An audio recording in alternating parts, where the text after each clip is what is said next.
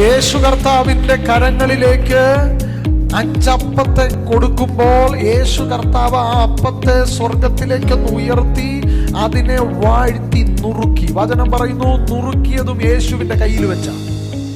നുറുങ്ങുന്നത് ഇച്ചിരി പ്രയാസമാ, പക്ഷെ നുറുങ്ങുമ്പോഴും എന്റെ സന്തോഷം എന്നാന്നറിയാമോ?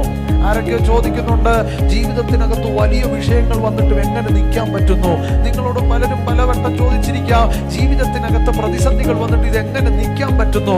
ഒറ്റ ഉത്തരമേ ഉള്ളൂ, നുറുങ്ങിയത് അപ്പന്റെ കയ്യിൽ വെച്ചാ. നുറുങ്ങിയത് അപ്പന്റെ കയ്യിൽ വെച്ചാണോ, അപ്പന്റെ കയ്യിൽ വെച്ച് തന്നെ വർധനവുണ്ട്.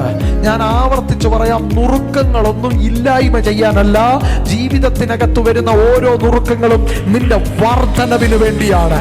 ഒന്ന് എഴുതിയിട്ട് ആ വചനത്തെ സ്വീകരിച്ചോ.